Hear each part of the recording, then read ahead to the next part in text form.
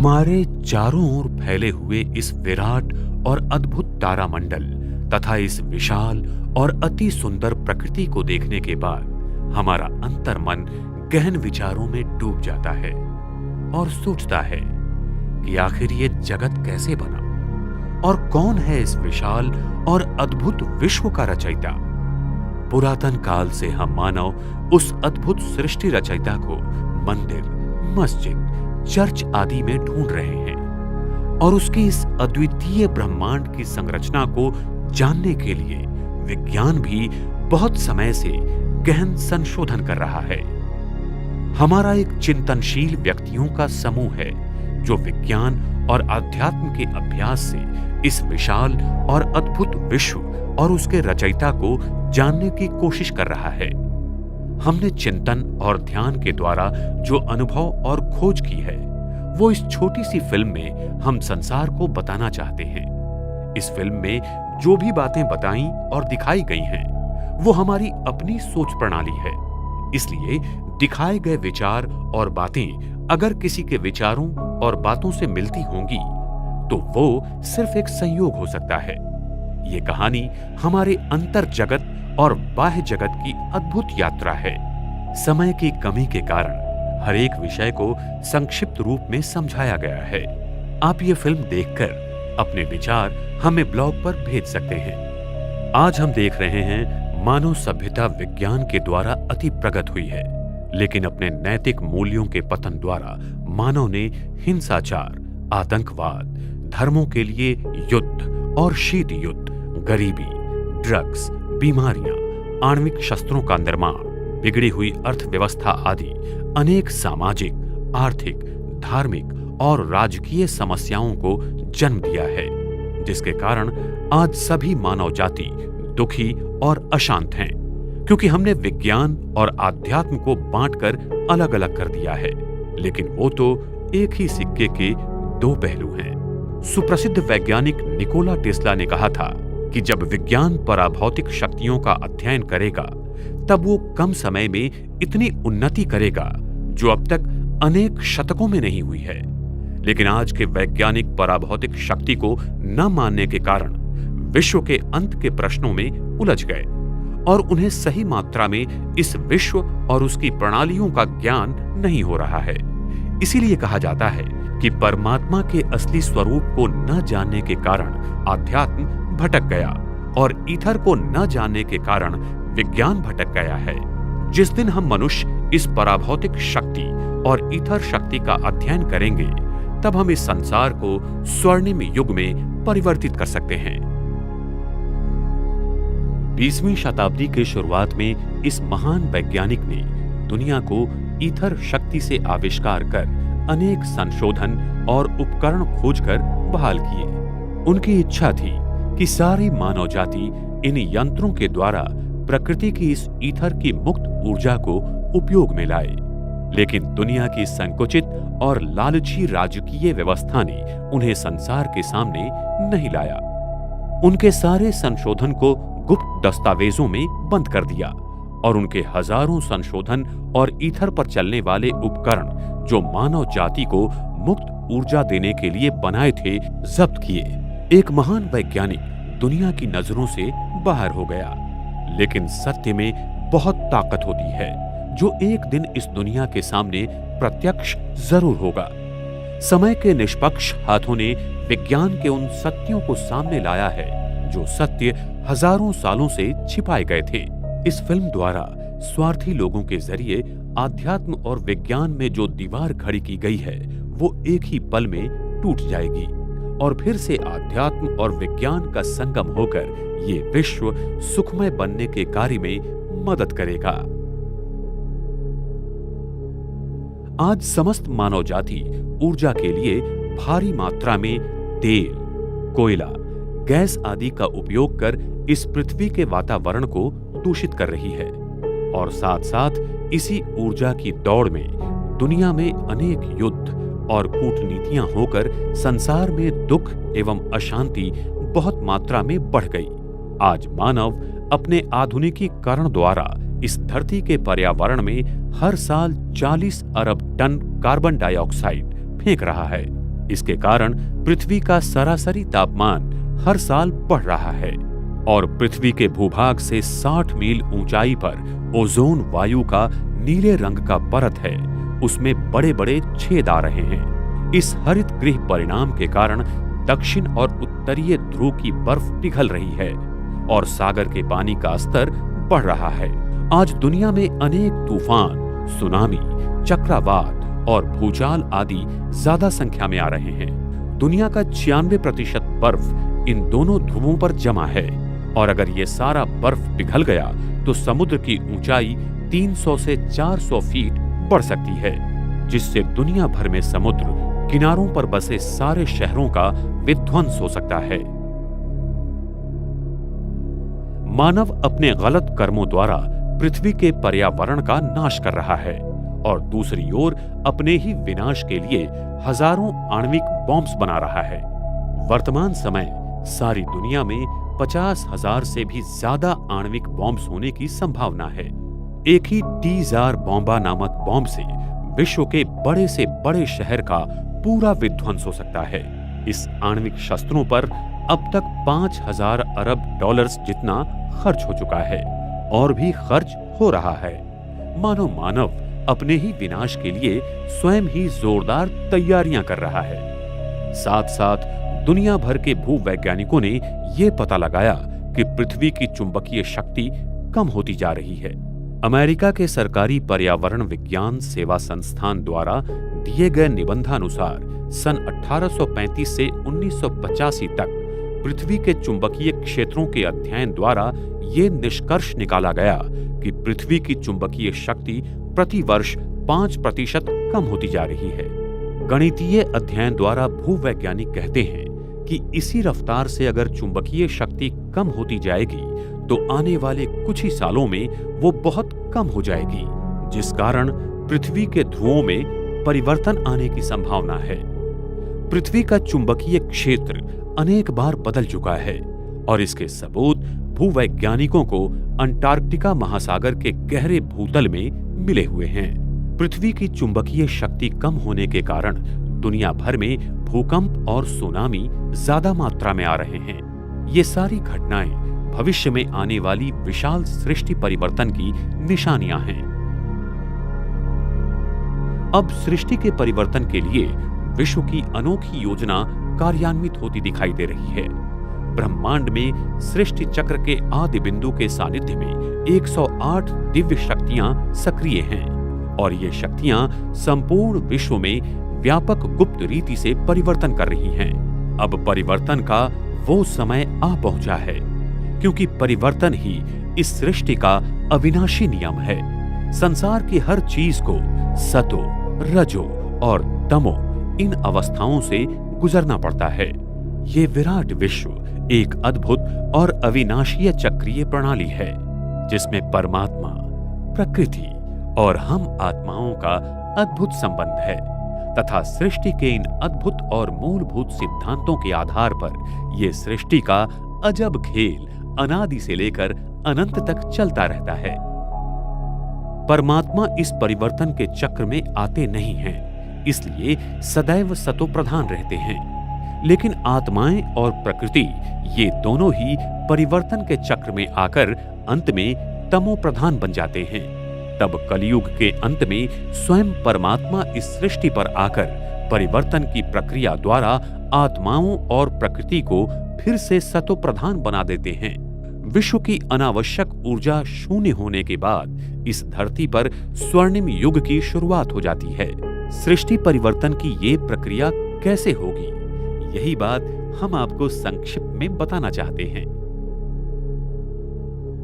इस परिवर्तन की अद्भुत प्रक्रिया को जानने के लिए हमें स्वयं को जानना होगा कि हम कौन हैं, हम कहां से आए हैं, ईश्वर कौन है, वो कहां रहता है, इस ब्रह्मांड और पृथ्वी की रचना कैसी है, इसके रहस्यमय गणित और नियम क्या हैं, स्वर्णिम प्रकाशमान ईथर क्या है, एकात्मता दैवी भूमितीय क्षेत्र क्या है, सृष्टि चक्र क्या है, आदि आदि अनेक प्रश्नों के उत्तर हमें खोजने होंगे।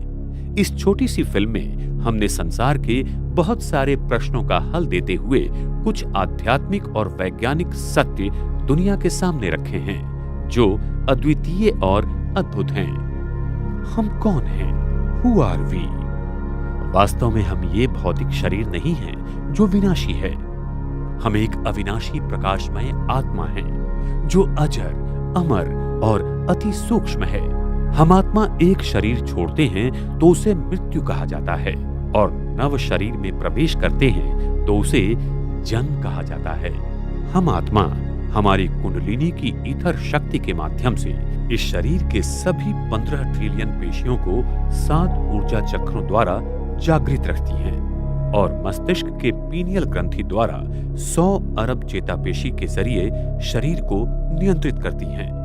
जब हम आत्मा इस देह का त्याग करते हैं तब वही ईथर शक्ति जो हमारी आत्मिक शक्ति का मुख्य अंग है शरीर से हमारे साथ निकल जाती है और ये शरीर मृत हो जाता है।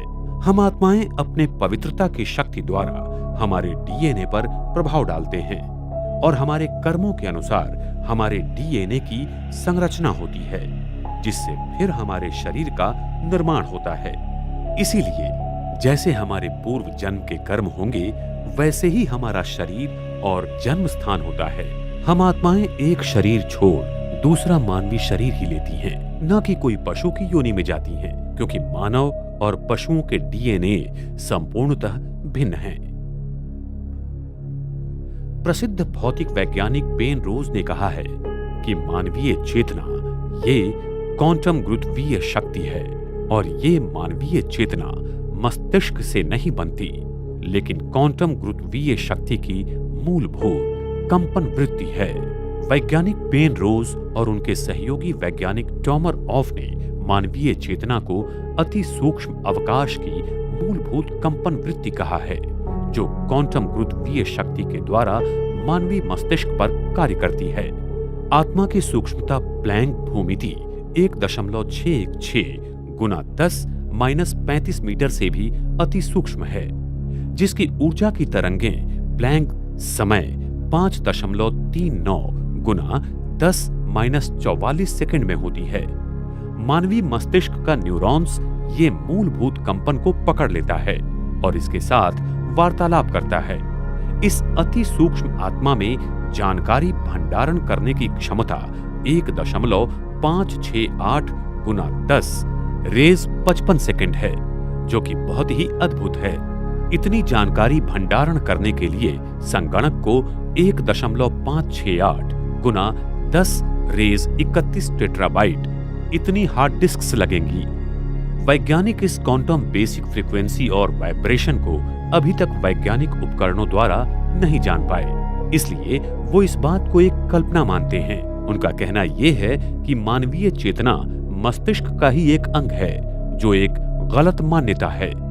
वास्तव में हम ही इस अति सूक्ष्म आध्यात्मिक गुरुत्वीय ऊर्जा हैं, जिसकी मूलभूत कंपन वृत्ति के द्वारा हम मस्तिष्क के न्यूरॉन्स पर एकात्मता दैवी भूमितीय क्षेत्र के द्वारा संदेशों का आदान प्रदान करते हैं और मस्तिष्क के पीनियल ग्रंथि के द्वारा सारे शरीर को उसके 7 ऊर्जा चक्रों द्वारा चलाती है। हम आत्मा मस्तिष्क के द्वारा इस शरीर को कैसे चलाते हैं, ये अति गहन विषय हम विस्तार रूप में अगले भाग में बताएंगे। हम कहां से आए? आत्माओं की दुनिया, अनेक मितीय अति शक्तिशाली प्रकाशमान ईथर जगत। शेक्सपियर ने कहा कि दुनिया एक रंगमंच है और हम सभी अभिनेता हैं। हम सभी आत्माएं वास्तव में धरती पर जैसे मेहमान हैं। हम आत्मा इस विशाल भौतिक विश्व के पार उस पराभौतिक विश्व के रहिवासी हैं। हम सभी आत्माएं इस परम धाम में एक उल्टे कल्पवृक्ष की तरह विराजमान होती हैं, जहां सभी धर्म की आत्माओं का अलग अलग ऊर्जा क्षेत्र है। इस विराट मनुष्य रूपी कल्पवृक्ष का बीज स्वयं परमात्मा शिव हैं। आज के विज्ञान को ज्ञात होने वाले भौतिक जगत के ऊपर ये 6 मितीय जगत अनेक ईथर ऊर्जा के स्तरों से बना हुआ है, जिसको सिर्फ गहरे ध्यान के प्रयोग से ही खोजा जा सकता है।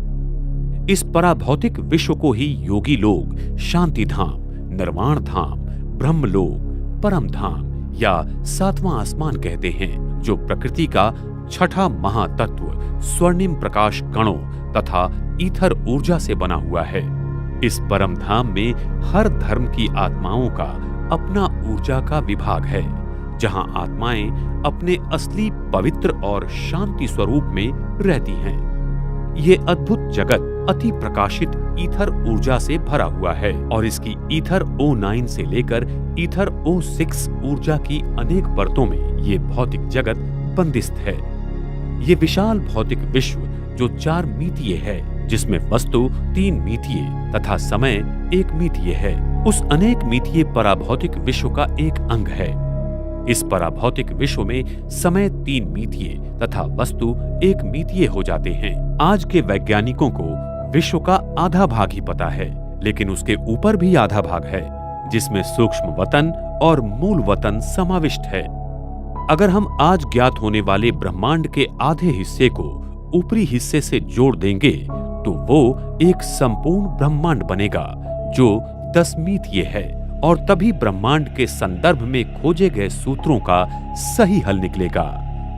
ब्रह्मांड के 3 लोक हैं। एक स्थूल वतन, यहाँ मनुष्य, प्राणी मात्राएं एवं 5 तत्वों का वास्तव्य है।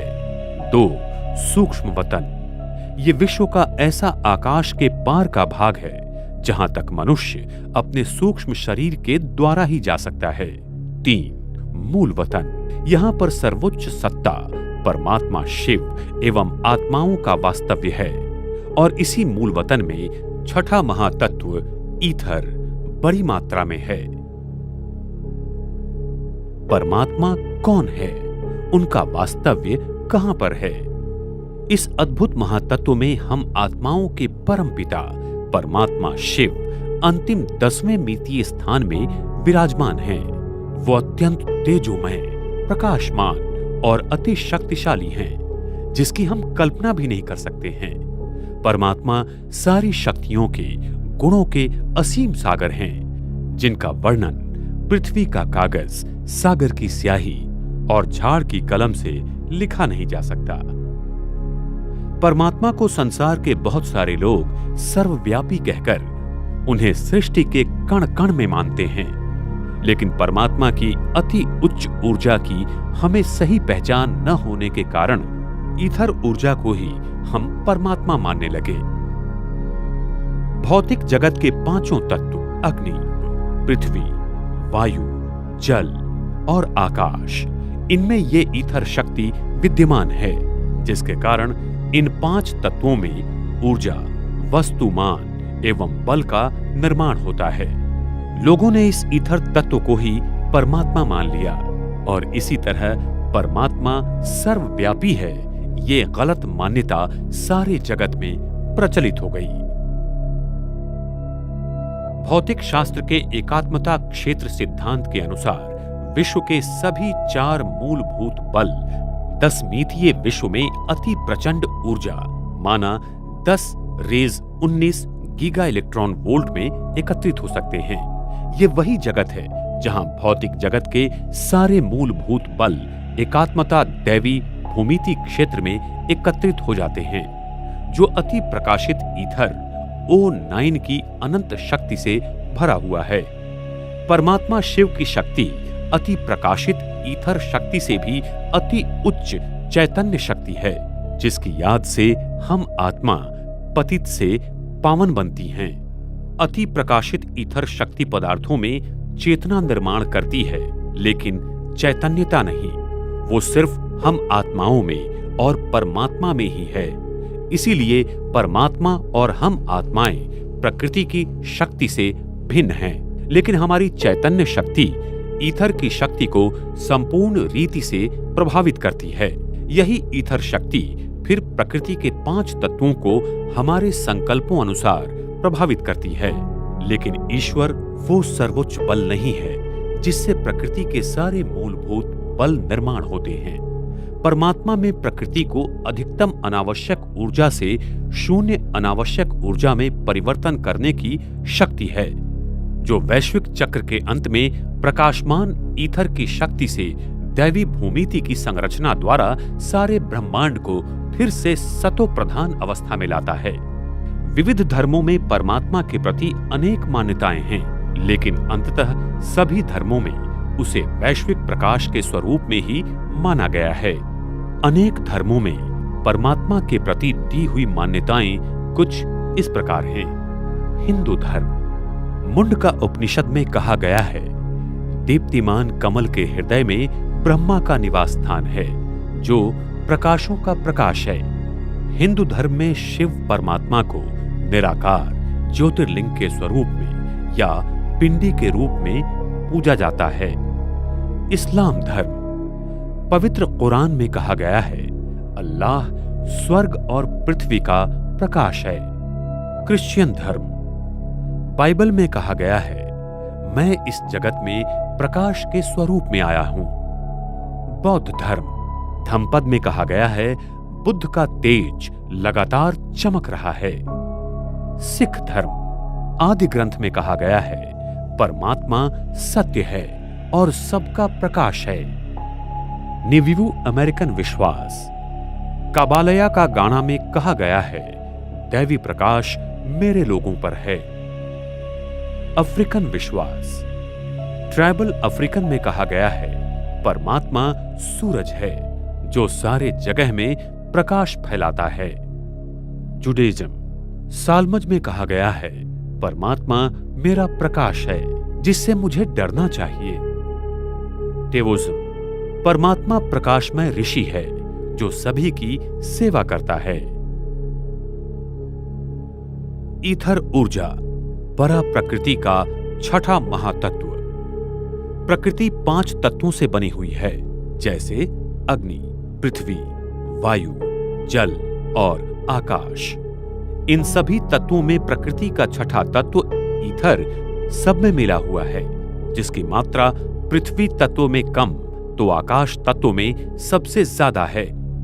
इसलिए आकाश तत्व को ईथर भी कहा जाता है, लेकिन ये मान्यता गलत है। ईथर 2 प्रकार के होते हैं। एक स्वयं प्रकाशित के स्वरूप में है, जो परम धाम का स्थायी स्वरूप है। दूसरा ईथर ऊर्जात्मक तत्व से बना हुआ है और इस जगत के 5 तत्वों में मिला हुआ है। इसी ईथर शक्ति को हम प्राण वायु, जीवन बल इत्यादि नामों से जानते हैं। द्वापर युग के आरंभ से करीब 2000 साल तक ये प्रकृति के सभी मूलभूत पदार्थ इस ईथर से बने हुए हैं। पहले ये मान्यता थी जो आज के वैज्ञानिक नहीं मानते हैं, लेकिन ईथर ही वो ऊर्जा व प्रकृति की शक्ति है जिससे सारा जगत चलायमान एवं गतिशील है। वास्तव में ईथर का स्वरूप अत्यंत सूक्ष्म है, जिसे प्लैंक मैक्स की भाषा में विश्व का अंतिम भूमितीय क्षेत्र कहा जाता है, जिसकी माप 10-35 मीटर की है। विज्ञान अब तक 10-20 मीटर तक का ही मापन उपकरणों द्वारा कर सकता है। उसके आगे इस अति सूक्ष्म तत्व को विज्ञान नहीं समझ सकता, इसलिए उसे कल्पना मानते हैं, और यही विज्ञान की सबसे बड़ी भूल है। ईथर को विज्ञान की भाषा में पुंजीय निर्वात ऊर्जा कहते हैं, जिसकी घनता 1 क्यूबिक सेंटीमीटर में 5.16 गुना 10⁻93 ग्राम क्यूबिक सेंटीमीटर है।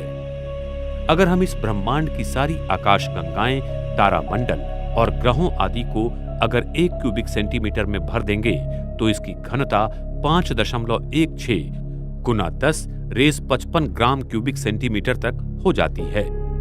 इसका मतलब 1 क्यूबिक सेंटीमीटर के ईथर में सारे ब्रह्मांड की दृश्य पदार्थों से भी अधिक 10 गुना 38 शून्य जितनी ऊर्जा विद्यमान है, जो अति भव्य और अति शक्तिशाली है। 1 क्यूबिक सेंटीमीटर की ईथर में इतनी शक्ति है जिससे हम पृथ्वी पर फैले विशाल सागर के पानी का वाष्पीकरण कर सकते हैं। आप कल्पना कीजिए कि सारे विद्यमान जगत में ईथर की शक्ति कितने असीम स्वरूप में फैली हुई है। वो शक्ति अनंत ही है। तो जिस ईथर शक्ति से सारा ब्रह्मांड चलता है, वही शक्ति या बल इन 5 तत्वों में समाई हुई है। उसे विज्ञान ने नहीं मानने के कारण उन्हें भौतिक क्षेत्र के एकात्मता सिद्धांत के समीकरण सूत्र नहीं मिल रहे हैं। बिना ईथर के अस्तित्व के विज्ञान सृष्टि के अद्भुत रहस्यों को तथा एकात्मता सिद्धांत को नहीं खोज सकता। यही ईथर प्रकृति के तत्वों के साथ एक एकात्म भूमितीय क्षेत्र के माध्यम से काम करता है, न कि एकात्म क्षेत्र के समीकरणों में। प्रकृति का गणित भूमिति में है, न कि बीज गणित में। ईथर को दैवी भूमिति की माध्यम से जाना जा सकता है, जिसकी खोज द्वापर युग के आरंभ में हुई थी और अनेक प्राचीन सभ्यताओं ने इसका उपयोग कर अनेक अद्भुत वास्तुशिल्पों का निर्माण किया था, जैसे इजिप्ट के पिरामिड्स, ईस्टर आइलैंड, माया संस्कृति के पिरामिड्स आदि आदि। उन्हें पता था कि पृथ्वी की ईथर को ग्रहण करने की क्षमता कम हो रही है, इसलिए उन्होंने पृथ्वी के ले लाइन पर इन पिरामिड्स, मंदिरों आदि ईथर ऊर्जा को खींचने वाली वास्तुशिल्पों का निर्माण किया था, जिससे पृथ्वी को वो ईथर शक्ति मिल सके। लेकिन समय के साथ साथ पृथ्वी के केंद्रीय गाभा को वो शक्ति कम मिलती गई और आज पृथ्वी का केंद्र बहुत ही कम मात्रा में ईथर शक्ति को ग्रहण कर पा रहा है, जिस कारण पृथ्वी पर बहुत प्रकार की प्राकृतिक आपदाएं आ रही हैं और समय प्रति समय इसमें बढ़ोतरी हो रही है। हम आत्माओं की मानसिकता व संकल्प शक्ति, जिसे चेतना क्षेत्र भी कह सकते हैं, वो ईथर की भूमितीय क्षेत्र पर पूर्णतः प्रभाव डालता है। अगर हमारे संकल्प शुद्ध तथा सात्विक हैं, तो ईथर के द्वारा 5 तत्वों की प्रकृति भी सात्विक और शुद्ध हो जाएगी। अगर हमारे संकल्प अशुद्ध या तामसी हैं, तो आज हम दुनिया का जो हाल है वो देख ही रहे हैं। वास्तव में हम मनुष्यों के संकल्प एवं विचार ही पृथ्वी का चुंबकीय क्षेत्र बनाते हैं और बिगाड़ते भी हैं, जिसका उदाहरण हम 9/11 का देते हैं। उस दुखद घटना के समय वैज्ञानिकों को पृथ्वी के चुंबकीय क्षेत्र में भारी बदलाव नजर आए थे और उन्हें बहुत आश्चर्य हुआ कि ये कैसे हुआ। लेकिन जब सभी मनुष्य एक ही संकल्प करते हैं, तो उसकी प्रतिध्वनि आवृत्ति पृथ्वी के चुंबकीय क्षेत्र को बदल देती है। दुनिया भर के बहुत सारे लोगों ने इस घटना के प्रति एक ही समय पर दुख व्यक्त किया और इसी समय पर ग्लोबल कोहेरेंस नेटवर्क द्वारा पाए गए जानकारी में ग्लोबल रेजोनेंस परिणाम पाया गया। प्रसिद्ध वैज्ञानिक निकोला टेस्ला ने कहा था कि पृथ्वी की कंपन आवृत्ति 6 से 8 हर्ट्ज के बीच में है, जो कि हमारे हृदय के कंपन आवृत्ति के समान है। इसलिए मानव का जागृत क्षेत्र ईथर शक्ति पर बहुत गहरा प्रभाव डालता है। यह अति सूक्ष्म ईथर हम मनुष्य आत्मा के चेतना से अव्यक्त दैवी भूमितीय क्षेत्र के द्वारा जुड़ा हुआ है, जिसकी खोज आज तक नहीं हुई है। जिस दिन हम इस अति सूक्ष्म क्षेत्र की खोज करेंगे, उस दिन हम ब्रह्मांड के सारे रहस्य को जान पाएंगे। प्रकृति में ईथर 4 स्वरूप में 5 तत्वों पर कार्य करता है, जिससे सारा ब्रह्मांड और सजीव सृष्टि कार्यरत है। 1. सौम्य ऊर्जा ईथर, जिसका स्वरूप रेडियल एक्सपेंसिव सेंट्रीफ्यूगल के रूप में है, जो प्रकंपनों की जैविक बलों को एकत्रित करता है, जिससे पृथ्वी जैविक जीवों का निर्माण करती है। 2. प्रकाशमय ईथर, इसका स्वरूप भी रेडियल एक्सपेंसिव सेंट्रीफ्यूगल के रूप में है, जो प्रकृति के पदार्थों को दृश्यमान बनाता है। ये पशु पक्षी और मानव में देखने की क्षमता का निर्माण करता है। प्रकृति के प्रकाश कणों की गति और ऊर्जा को ये नियंत्रित करता है।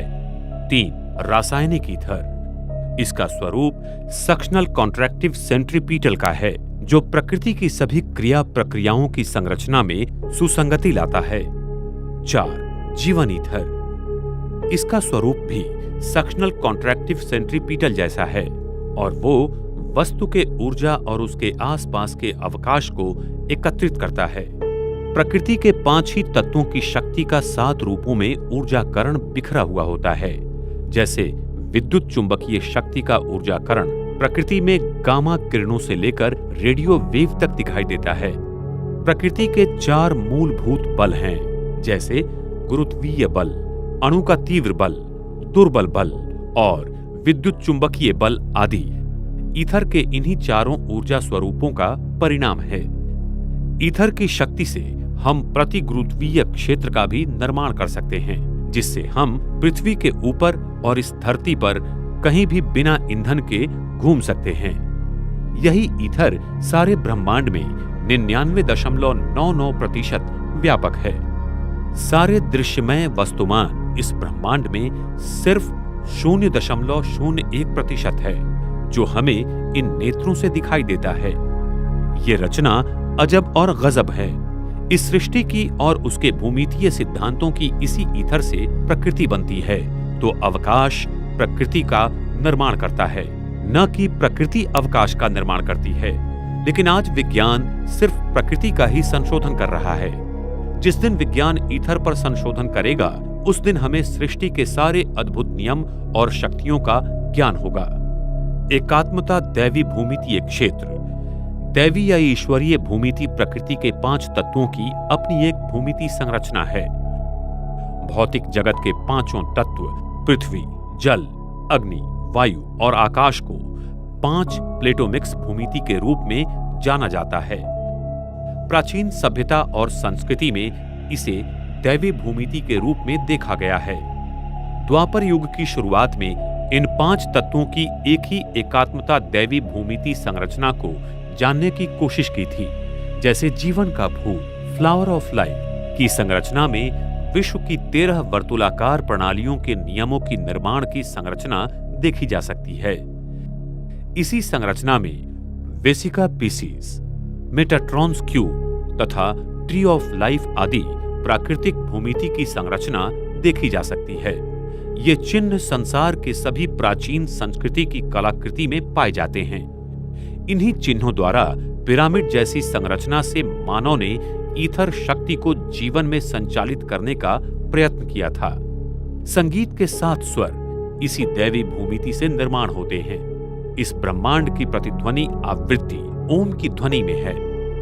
प्रकृति के 5 तत्वों की मूलभूत भूमिति संरचना एक दूसरे के साथ फिबोनाची और गोल्डन रेशियो द्वारा पदार्थों का निर्माण तथा क्रिया प्रक्रिया करती रहती है। वर्तमान समय में विज्ञान इन भूमिति क्षेत्र को नहीं मानते। इसके कारण वो ईथर शक्ति को समझ नहीं सकते और प्रकृति की अद्भुत संरचना से दूर चले गए, मानो अंधेरे में भटक गए।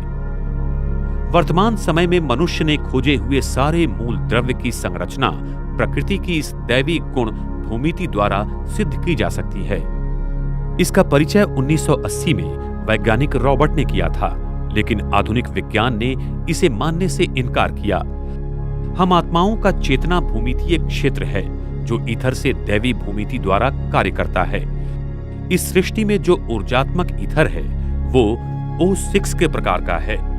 परम धाम में जो ऊर्जाशील ईथर है वो स्वयं प्रकाशित ईथर है जो O9 के प्रकार का है, जिसकी दैवी भूमिति संरचना अत्यंत महीन और अति शक्तिशाली है। सृष्टि की ये अति सूक्ष्मता अति भव्य और अद्भुत है। ये विराट विश्व, परमात्मा, हम आत्माएं और प्रकृति की अद्भुत कार्य प्रणाली एक ही अद्वितीय दैवी भूमिति द्वारा कैसे कार्य करती है और ये अद्भुत अनादि खेल आदि से अंत तक कैसे चलता रहता है, इस रहस्य को हम अगली बार विस्तार से जानेंगे। ब्रह्मांड की संरचना। प्रसिद्ध वैज्ञानिक निकोला टेस्ला ने कहा है कि अगर आप विश्व को जानना चाहते हो तो ऊर्जा, आवृत्ति और कंपन के बारे में सोचो। इस विशाल भौतिक विश्व के पार पराभौमिक विश्व, जो प्रकृति का 6ठा महातत्व स्वर्णिम प्रकाश कणों तथा ईथर ऊर्जा से बना हुआ है। इस 6ठे महातत्व या पराभौतिक जगत को विज्ञान की भाषा में प्रतितत्व कहते हैं और ये अद्भुत महातत्व इस विराट भौतिक विश्व को इस शुभ्र विवर द्वारा जोड़ा हुआ है। ये शुभ्र विवर इस अद्भुत और अति शक्तिशाली विश्व का द्वार है, जिसमें सारे ब्रह्मांड को घुमाने की विराट शक्ति है। ये शुभ्र विवर इस सारे ब्रह्मांड का गुरुत्वीय केंद्र है, जिसकी ईथर ऊर्जा से ये विद्यमान ब्रह्मांड चक्रीय गति में निरंतर घूमता रहता है। अभी इसकी गति घड़ी की दिशा में है। पृथ्वी के ऊपर बने कृष्ण विवर के कारण हम हर रात सारे तारामंडल को घड़ी की विरुद्ध दिशा गति में घूमते हुए देखते हैं। सारे ग्रह, तारामंडल पृथ्वी के ऊपर एक दिन में निरंतर परिक्रमा करते रहते हैं। हम आत्मा कुंडलिनी शक्ति के माध्यम से इस शरीर को 7 चक्रों द्वारा चलाती हैं। इसी प्रकार से इस पृथ्वी के 13 चक्रीय ऊर्जा केंद्र है, जहां से पृथ्वी के चुंबकीय केंद्रीय गाभा में ईथर ऊर्जा का प्रवाह होता है और पृथ्वी की इस चुंबकीय शक्ति का प्रभाव सारे प्राणी मात्राओं एवं प्रकृति के 5 तत्वों पर पड़ता रहता है। इसीलिए पृथ्वी की चुंबकीय शक्ति में होने वाली नैसर्गिक आपत्ति का ज्ञान प्राणी मात्राओं को पहले से ही हो जाता है। सारे ब्रह्मांड के 108 ऊर्जा केंद्र बिंदु हैं, जो ध्रुवीय तारा के साथ साथ जुड़े हुए हैं, जिससे सारी ईथर ऊर्जा ब्रह्मांड की तारा मंडलों को मिलती रहती है और वो कार्यरत रहते हैं। ब्रह्मांड के हर तारों का ध्रुवीय तारा के साथ सूक्ष्म संबंध होता है और शुभ्र विवर से ध्रुवीय तारा को शक्ति मिलती है, जिससे ये सारा तारामंडल पृथ्वी पर निरंतर घूमता रहता है। ये विश्व गोडल विश्व की तरह है, जिसमें हर कण एक पूरे समय का चक्र लगाकर अपने पूर्व स्थान पर आ जाता है। पृथ्वी के ऊपर घूमता हुआ आकाश तत्व ये सारा ब्रह्मांड चक्रीय गोडल विश्व की तरह है और जिसमें गुरुत्वीय शक्ति और शक्तिपुंज सूक्ष्म रूप में एकत्रित बंधायमान होकर चलते रहते हैं। प्रकृति की ये संरचना अत्यंत जटिल और अद्भुत है। ये चक्रीय गोडल आइंस्टाइन के क्षेत्रीय समीकरणों का एक अनुकूल उत्तर है। इस चक्रीय गोडल विश्व के द्वारा विद्यमान भौतिक जगत के बहुत सारे प्रश्नों के हल मिल जाते हैं, जैसे कि sun corona, sun neutrino problem, EPR paradox, wave function problem आदि आदि अनेक प्रश्नों के उत्तर मिल जाते हैं। अगर वैज्ञानिक विश्व के इस संरचना को जान लेंगे तो सृष्टि के सारे रहस्य खुल सकते हैं और इस अद्भुत संरचना का ज्ञान प्राप्त हो सकता है। इस 4 मितीय विश्व के पार 5 से 10 मितीय विश्व के ऊर्जाओं का शक्तिशाली आवरण है, जिसमें ये विद्यमान जगत बंदिस्त है। 5 मितीय जगत से लेकर 10 मितीय विश्व तक पराशक्ति ईथर ऊर्जा की अद्भुत शक्तिमय संरचना है और इस अनेक मितीय विश्व को शुभ्र विवर के द्वारा इस 4 मितीय विश्व से जोड़ा गया है। परमात्मा 10 मितीय विश्व में अति प्रचंड ऊर्जा के रूप में विराजमान रहते हैं। ये जगत का सच्चा स्वरूप क्वांटम गुरुत्वीय चक्रीय गोडल विश्व में है, जिसको ईथर ऊर्जा सदा चक्रीय गति से घुमाती रहती है। इसलिए सृष्टि के हर भूमितीय संरचना में इसका स्वरूप पाया जाता है और यही सृष्टि की एकात्मता दैवी भूमितीय क्षेत्र है, जिससे प्रकृति का हर कण जुड़ा हुआ है। वैज्ञानिक प्रकृति के इस दैवी भूमिति को नहीं मानते, इसलिए प्रकृति की रचना को देखकर अत्यंत दंग रह जाते हैं और सोचते हैं कि ये कैसे बना है। इस सृष्टि की रचना 5 तत्व तथा 5 मूलभूत बलों से हुई है। 5 तत्व मुख्यतः पृथ्वी, जल, अग्नि, वायु और आकाश, और मुख्य बल है गुरुत्वीय बल, विद्युत चुंबकीय बल, अणु के क्षीण बल तथा तीव्र बल और अंत में ईथर बल। वर्तमान समय में वैज्ञानिक सृष्टि के अणु, रेणु और इसके भी अति सूक्ष्म कणों की रचना और उनके बलों की कार्यप्रणाली पर संशोधन कर रहे हैं। आज कणीय भौतिक शास्त्र के द्वारा वैज्ञानिक मूलभूत कणों की संरचना के माध्यम द्वारा इस विश्व की एकात्मता क्षेत्र सिद्धांत को ढूंढ रहे हैं। उन्हें लगता है कि शायद इन सभी कणों का कोई मूलभूत कण होगा या इन वैश्विक बलों का भी कोई एक सर्वोच्च बल होगा। अगर हम विश्व की इस एकात्मता क्षेत्र सिद्धांत के गणित समीकरणों को जान लेंगे तो विश्व का आदि, मध्य, अंत या उसके ऊपर नियंत्रण किया जा सकता है। इसी उद्देश्य से महान वैज्ञानिक अल्बर्ट आइंस्टाइन ने 30 साल तक इसी सिद्धांत पर संशोधन किया और आज दुनिया भर के वैज्ञानिक पिछले 60-70 साल से इसी भौतिकी सिद्धांत पर कार्य कर रहे हैं। वैज्ञानिक मुख्य भूल ये कर रहे हैं कि वो सृष्टि के मूलभूत कणों का वर्गीकरण 5 तत्वों के रूपों में नहीं कर रहे हैं और इन्हीं 5 तत्वों के कणों में अद्भुत भौतिक संरचना बनी हुई है। उन सभी संरचना की एक एकात्मता दैवी भूमितीय क्षेत्र है जो सारे कणों को व तत्वों को जोड़कर रखता है, जिससे ये सारा ब्रह्मांड चलता रहता है। वैज्ञानिक इस एकात्मता दैवी भूमितीय क्षेत्र को मानते नहीं, इसलिए वो सृष्टि के इस अद्भुत एकात्मता दैवी भूमितीय क्षेत्र सिद्धांत को खोज नहीं पा रहे हैं। वास्तव में कोई एक मूलभूत कण नहीं है व कोई एक मूलभूत बल नहीं है। इस ब्रह्मांड का एकात्म भूमिति क्षेत्र ईथर के आकार के कणों में सजा जाता है। इसी भूमिति क्षेत्र में विश्व के सारे कणों और बलों की एक अद्भुत संरचना छिपी हुई है और उन्हीं संरचना के गणितीय सिद्धांतों पर यह विद्यमान जगत कार्यरत रहता है। यही एकात्मता क्षेत्र हमारे शरीर के 7 ऊर्जा चक्र, पृथ्वी के 13 ऊर्जा चक्र और ब्रह्मांड के 108 ऊर्जा चक्रों को एक ही संरचना में बनाए रखता है। और जब जब ये संरचना बिगड़ जाती है, उसमें अनावश्यक ऊर्जा बढ़ने लगती है, तब स्वयं परमात्मा अपनी इस ध्रुवीय ईथर शक्ति से सारे ब्रह्मांड को फिर से नए में परिवर्तित कर देता है। पृथ्वी की संरचना। ये विराट पृथ्वी अपने आप में एक असीम शक्तियों का और रहस्यों का भंडार है।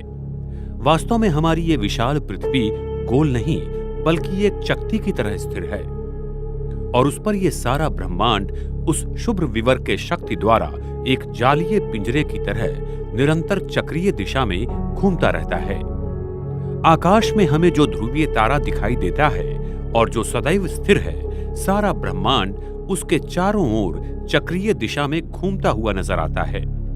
यह ध्रुवीय तारा परमधाम की स्वर्णिम ईथर ऊर्जा से भरा हुआ है और शुभ्र विवर से जुड़ा हुआ है, जिसका ब्रह्मांड के हर तारों के साथ सूक्ष्म संबंध है। इसलिए इसके ईथर ऊर्जा से तथा शुभ्र विवर की चक्रीय गति से सारा तारामंडल निरंतर पृथ्वी पर घूमता रहता है। ध्रुवीय तारा के कारण हर तारों को और आकाश गंगाओं को ऊर्जा मिलती रहती है। इस ब्रह्मांड की ये एक अद्भुत सच्चाई और प्रणाली है। ये पृथ्वी घूमती नहीं है और अगर ये घूमती रहती तो इस पर बसा ये सारा वातावरण नष्ट हो जाता और यहाँ जीव सृष्टि का निवास संभव नहीं था। इस स्थिर धरती पर सारा तारामंडल, सूर्य, चंद्रमा आदि चक्रीय गति से निरंतर घूमने के कारण उत्पन्न होने वाले विद्युत चुंबकीय क्षेत्र से पृथ्वी का ऊपरी पर्यावरण निरंतर चार्ज होता रहता है। सूर्य और चंद्रमा की प्रकाशीय किरणों की गति चक्रीय होने के कारण वह धरती पर गोल आकार में गिरती है और हमें अवकाश से पृथ्वी गोलाकार नजर आती है।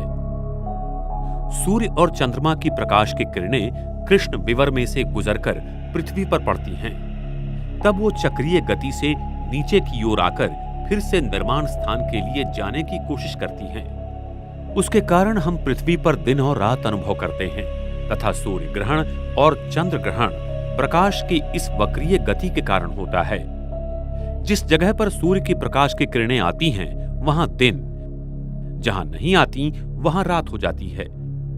अभी अंतरिक्ष में जो भी यान या उपग्रह चांद या मंगल ग्रहों पर जाने के लिए भेजते हैं, वो पृथ्वी के ऊपर की चक्रीय अवकाशीय संरचना के कारण पृथ्वी के दक्षिण ध्रुव के बाहर के क्षेत्र पर पहुंचते गिर जाते या तो भटक जाते हैं, जो जगह अभी तक खोजी नहीं गई है, क्योंकि अवकाश में जाने के बाद गति कम होने के कारण उस पर पृथ्वी का गुरुत्वीय बल बढ़ जाता है, जिसके कारण यान या उपग्रह की दिशा बदल जाती है और वो चंद्र या मंगल ग्रहों पर जाते ही नहीं हैं। इसीलिए कोई भी यान या उपग्रह चांद या मंगल पर भेजना माना उस देश की संपत्ति और ऊर्जा को नष्ट करने जैसा ही है, क्योंकि पृथ्वी की चक्रीय अवकाशीय संरचना के कारण वहां जाना पूरी तरह से असंभव है। इस धरती पर ही पदार्थों पर त्वरण कार्य करता है। अंतरिक्ष में त्वरण अस्तित्व में नहीं आता है। सभी तारामंडल और ग्रह त्वरण विरहित और वजन रहित हैं और पृथ्वी के ऊपर करीब 36,000 किलोमीटर तक ही त्वरण सूक्ष्म रूप में रहता है। उसके ऊपर त्वरण नहीं रहता है, जिससे सारे उपग्रह चलते रहते हैं। अगर मानव अंतरिक्ष में और ऊपर जाने की कोशिश करता है तो त्वरण समाप्त हो जाता है और अवकाश काल की संरचना में कतरन शुरू हो जाती है, जो अति चक्रीय गति के रूप में है, और इसके कारण मानव पर G20 तक के बलों का कार्य चलता है और मानवीय शरीर मुड़कर आ जाता है। पृथ्वी के ऊपर और नीचे बने हुए कृष्ण विवर के कारण पृथ्वी के ऊपर के अवकाश की ऐसी जटिल रचना बनी हुई है। अपोलो और सुएज यान के कई यात्री चांद पर गए ही नहीं, क्योंकि पृथ्वी के ऊपर की अवकाशीय संरचना के कारण मानवीय देह चक्राकार रीति से मुड़कर टूटना शुरू हो जाता है। इसलिए इन यानों के पहले यात्री मर गए और उनके शरीर मुड़कर आ गए थे। गहरे अवकाशीय मिशन सफल होने का दावा करना ये सरासर विज्ञान जगत द्वारा आम जनता को फंसाने जैसा ही है, क्योंकि इन मिशंस में देश की बहुत संपत्ति का अपव्यय होता है।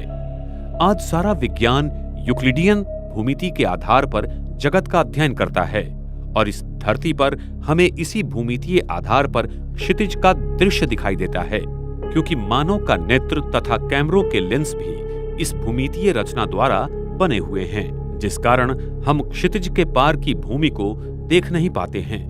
अगर हम गोडल क्षेत्रीय भूमिति के द्वारा बने हुए लेंसों से क्षितिज को देखेंगे तो हमें क्षितिज के पार की भूमि भी दिखाई देगी, क्योंकि ये जगत गोडल मैट्रिक ज्योमेट्री की संरचना द्वारा बना हुआ है।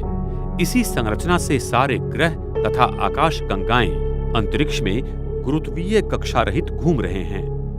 उनमें कोई गुरुत्वीय कक्षा निर्माण नहीं होती है, क्योंकि ये तारामंडल और ग्रह वस्तुमान रहित है, जिनमें गुरुत्वीय बिंदु समान होते हैं और इसके कारण उनके बीच का गुरुत्वीय बल शून्य हो जाता है। ये सारे ग्रह और तारामंडल गोडल विश्व की चक्रीय अवकाश की रचना के सिद्धांत द्वारा चलते रहते हैं और पृथ्वी पर हर दिन पूरा चक्कर लगाते रहते हैं।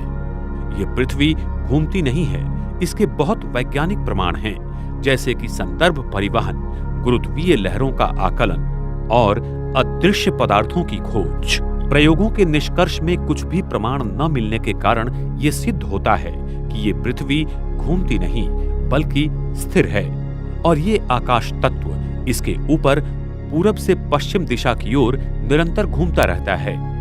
जब हम अवकाश से पृथ्वी की तरफ देखते हैं तब प्रकाश की किरणों की चक्रीय गति और पृथ्वी के ऊपर के अवकाश की चक्रीय भौगोलिक रचना के कारण हमें अपने चक्षु तथा कैमरे की लेंसों द्वारा वो गोल नजर आती है। हमारे चक्षु तथा कैमरे के लेंस भी वही वक्र होने के कारण दूर की किरणें हमें गोलाकार नजर आती हैं, जिससे भूमंडल हमें गोलाकार भागों में महसूस होता है। पृथ्वी का चुंबकीय केंद्रीय गाभा इस पृथ्वी का हृदय है। सतयुग के आदि में पृथ्वी के केंद्रीय गाभा में पारा की मात्रा बहुत थी और पारा से गाभा चारों बाजू से पूरी तरह भरा हुआ था। ये पारा ईथर शक्ति को खींचता है और पृथ्वी के केंद्र को चार्ज करता रहता है, जिससे पृथ्वी के चुंबकीय शक्ति का निर्माण होता है। लेकिन जब द्वापर युग आया तब ये पारा बहुत मात्रा में सिलिकॉन में बदल गया और दक्षिण ध्रुव के बाहर की भूमि में फैल गया। अभी पृथ्वी के केंद्रीय गाभा में पारा की जगह सिलिकॉन क्षेत्र भरा हुआ है, जो अर्धचालक है, और उसी वजह से पृथ्वी का केंद्रीय गाभा दो भागों में बंट गया है और हमें दो उत्तरीय ध्रुव दिखाई देते हैं। वैज्ञानिकों को ये दो उत्तरीय ध्रुव कैसे बनते हैं इसका ज्ञान नहीं है। सृष्टि चक्र का रहस्य।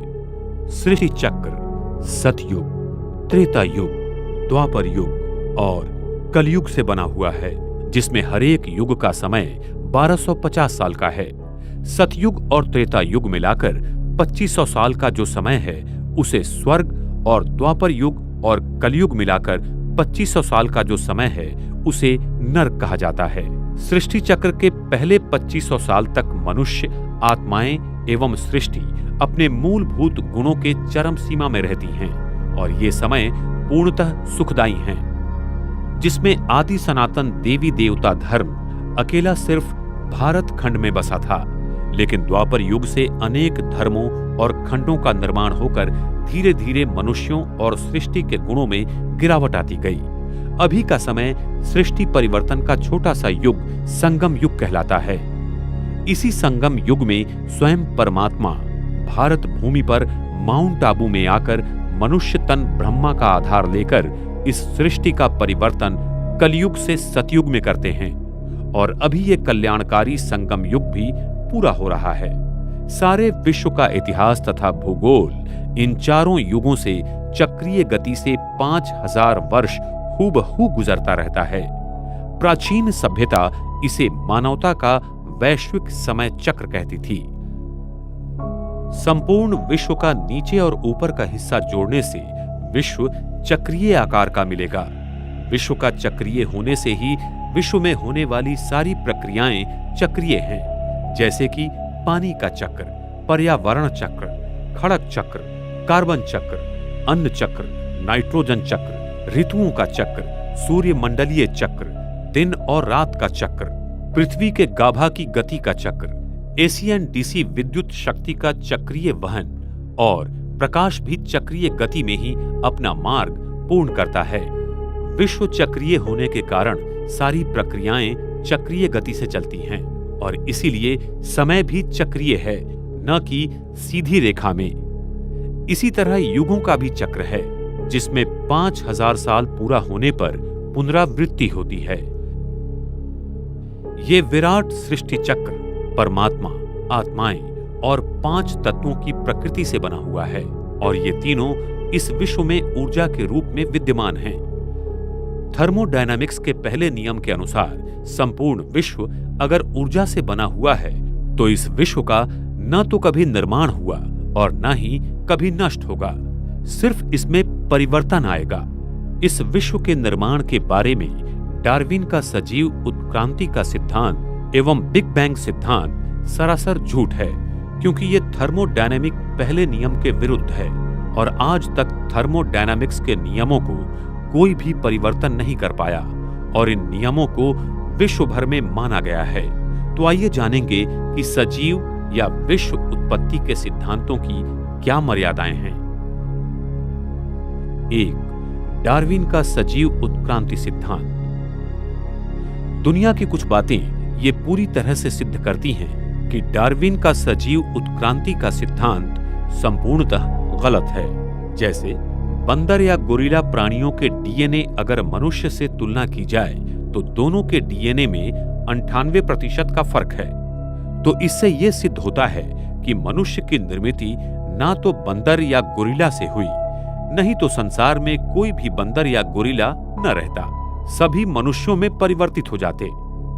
डार्विन के सिद्धांत को सिद्ध करने वाला गणितीय विश्लेषण कहीं भी मिलता नहीं।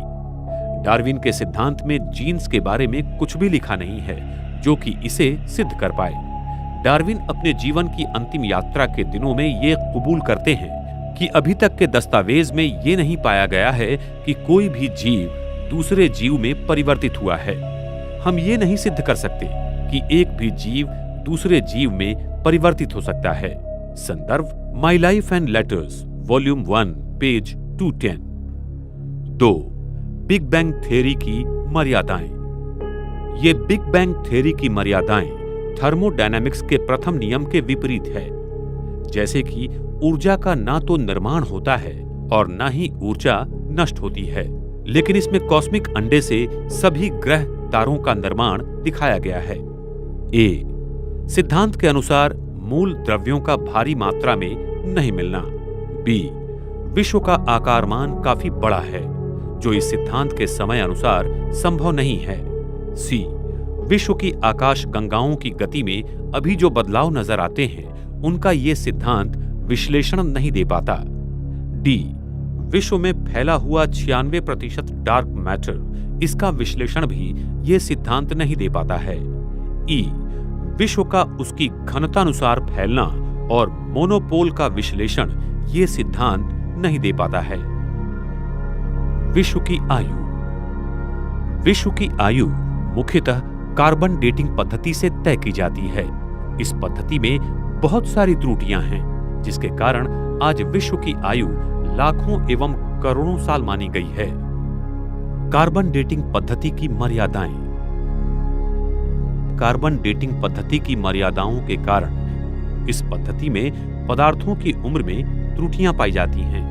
भूतकाल कार्बन का व्यय होने के प्रमाण में बदलाव होता है, इसलिए इस पद्धति में गलत परिणाम पाए जाते हैं। इस पद्धति में दिए हुए नमूनों में डॉटर प्रोडक्ट्स होने की बहुत ही सहज संभावना रहती है। भूतकाल में पर्यावरण के बदलाव के कारण भी गलत परिणाम मिलते हैं।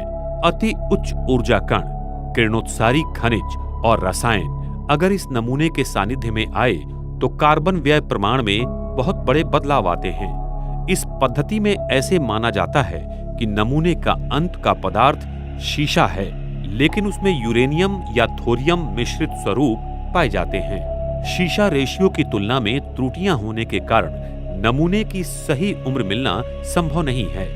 पृथ्वी के वैन एलन बेल्ट में चुंबकीय क्षेत्रों के बदलाव से भी व्यय प्रमाण में बदलाव पाए जाते हैं। यूरेनियम, थोरियम और कार्बन डेटिंग पद्धति द्वारा एक ही नमूने के परिणाम में अलग अलग आयु पाई जाती है। दुनिया भर के वैज्ञानिक प्रात्यक्षिकों में ये पद्धति को गलत पाया गया है। इस विश्व की आयु हजारों न कि लाखों या करोड़ों साल है। इसके प्रमाण पृथ्वी के विद्युत चुंबकीय क्षेत्र का पूरा आयुर्मान 5000 साल है। शीशा से यूरेनियम में रूपांतरण करीबन 5000 साल में होता है। वैश्विक बाढ़ 5000 साल पहले हुआ था। हमारे पास इतिहास सिर्फ 5000 साल का ही मौजूद है। समुद्र में न तो भारी मात्रा में कीचड़ न ही सोडियम पाया गया है। जीवाश्म रेडियोधर्मिता के द्वारा भूशास्त्रीय आयुर्मान को कुछ ही सालों का पाया गया है। जब सृष्टि में मनुष्यों एवं प्रकृति के पांचों तत्वों के गुणों का पतन होता है तो हर 5000 साल के बाद विश्व का परिवर्तन होता है। इसीलिए विश्व की आयु सिर्फ 5000 साल ही है, न कि लाखों करोड़ों साल। सारे विश्व का इतिहास तथा भूगोल इन चारों युगों से चक्रीय गति से 5000 वर्ष हूबहू गुजरता रहता है। सतयुग। इस सृष्टि के प्रारंभ में हम सारी आत्माएं अपने स्वर्णिम ईथर ऊर्जा से भरपूर परम धाम घर में संपूर्ण शुद्ध स्वरूप में रहती थी। तब परम धाम का केंद्रीय गुरुत्वीय बल शून्य रहता है। साथ साथ पृथ्वी का भी केंद्रीय गुरुत्वीय बल शून्य रहता है। इस पृथ्वी पर तब हम आत्माएं देवी देवताओं के पवित्र स्वरूप में रहते थे। सारे विश्व पर श्री लक्ष्मी, श्री नारायण का राज्य था। इसी अति प्रगत सतयुगी संस्कृति को आज लोग अटलांटिस एवं मारिया आदि नामों से ढूंढ रहे हैं और प्राचीन संस्कृतियां जैसे माया, इजिप्ट आदि में इनके बारे में लिखा हुआ है। सतयुग की आदि में परम धाम की ईथर ऊर्जा पृथ्वी पर शुभ्र विवर के द्वारा निरंतर फैलती रहती है, जिससे सारा ब्रह्मांड एक अलग स्वर्णिम कणों द्वारा प्रभावित और तेजोमय रहता है। इस ईथर ऊर्जा की अखंड प्रवाह के कारण इस पृथ्वी पर जीव सृष्टि अपनी अति सतोप्रधान अवस्था में रहती हैं। तभी आकाशमंडल और भूमंडल का गुरुत्वीय केंद्र एक ही दिशा में होने के कारण सूर्य और चंद्रमा पृथ्वी पर सरल दिशा में घूमते थे, जिससे चंद्रमा हर रोज पूर्ण रूप से दिखाई देते थे, न कि कोई कला के रूप में। सतयुग त्रेता युग में सभी राशि के 108 तारामंडल आकाश तत्व में एक ही मुकुट की रचना अनुसार घूमते थे और सप्तऋषि तारे भी ध्रुवीय तारा के नीचे एक ही लाइन में थे। इस समय प्रकाश की गति बहुत धीमी होने के कारण दिन और रात भी 21-21 घंटे के थे। आकाश तत्व का घूमना भी धीमी गति से था, क्योंकि तब विश्व की घनता भी कम थी। ये सारा नजारा सतयुग और त्रेता युग में 2500 वर्ष तक सदा चलता रहता है। हमारी कुंडलिनी शक्ति हमारे सहस्र चक्र में सदा विराजमान थी, क्योंकि हमारी मानसिक स्थिति आत्म अभिमानी थी। इस स्थिति के कारण हमारे अंदर इथर शक्ति का प्रवाह ध्रुवीय तारा के द्वारा निरंतर था और सारा तारामंडल हमारे संकल्पों पर चलता था। सतयुग के आदि में पृथ्वी में पारा की मात्रा बहुत थी और पृथ्वी का केंद्रीय गाभा पारा की इसी चारों बाजू से पूरी तरह भरा हुआ था। ये पारा ईथर शक्ति को खींचता है और पृथ्वी के केंद्र को चार्ज करता रहता है, जिससे पृथ्वी में चुंबकीय शक्ति का निर्माण होता है। सतयुग में पृथ्वी के चुंबकीय शक्ति मोनोपोल थी और उसके सारे ऊर्जा केंद्र एक ही जगह केंद्रित थे, जिसके कारण फिर अक्षांश और रेखांश नहीं थे और पृथ्वी का भूभाग कमल की तरह बना हुआ था। सागर का पानी मीठा और शुद्ध था, जिसमें नमक जरा भी नहीं था। सागर पृथ्वी के सारे भूभाग पर चक्रीय तालाब की तरह फैला हुआ था, जो अभी दक्षिण ध्रुव के उस पार भी है, और सागर इतना गहरा भी नहीं था। हर जगह उस भूतल को हम देख सकती हैं। इतना सागर का पानी स्वच्छ, शुद्ध और पारदर्शक था। इस युग में हम मनुष्य आत्माओं की सतो प्रधान अवस्था के कारण प्रकृति हमारे आदेशों पर चलती थी। सतयुग के पुष्पक विमान टेस्ला कॉइल की प्रणाली पर ईथर ऊर्जा द्वारा चलते थे और वो हमारे संकल्प द्वारा नियंत्रित किए जाते थे। वहां पर सोने के महल होंगे जो कि हीरों से जड़े हुए होंगे। वहां पर विज्ञान अपनी सतो प्रधान की चरम सीमा पर था। सतयुग में दो प्रकार के खनिज पत्थर होते हैं, एक किम्बरलाइट और दूसरा लिम्प्रोलाइट, जिसमें बहुत प्रकार के हीरे पाए जाते हैं। इनमें प्रकाश की किरणें अनेक रंगों में परिवर्तित तथा उत्सर्जित करने की क्षमता बहुत ज्यादा है। इन्हीं हीरों द्वारा सतयुग के स्वर्णिम महलों में अनेक प्रकार के रंगों की रोशनी रहेंगी और इन हीरों से निकलने वाली किरणों का रंग हम अपने संकल्प द्वारा नियंत्रित या परिवर्तित कर सकते हैं। सतयुग में प्रकाश कणों की प्रकाश कोण डायनेमिक होती है, जिसके कारण जब विश्व महाराजन संकेत करेंगे कि दिन, तो सूरज की प्रकाश कणों का प्रकाश शंकु 180 अंश कोणीय में खुल जाएगा और सारी धरती पर एक ही समय दिन होगा, और जब रात का संकल्प करेंगे तब सारी पृथ्वी पर रात होगी। लेकिन उस समय चंद्रमा पर पड़ी हुई सूरज की किरणों का प्रतिबिंब धरती पर आएगा और चंद्रमा हर दिन पूर्ण रूप में रहेगा। चंद्रमा की किरणों का प्रकाश शंकु का कोणीय नियंत्रण भी हमारी संकल्प शक्ति द्वारा होगा। सतयुग में हमारा डीएनए 12 तंतुओं का बनेगा, जिससे हमारा शरीर अति सुंदर, शक्तिशाली और सूक्ष्म शक्तियों से भरपूर होगा, जिससे हमारी आयु 150 साल होगी और हम बूढ़े नहीं होंगे।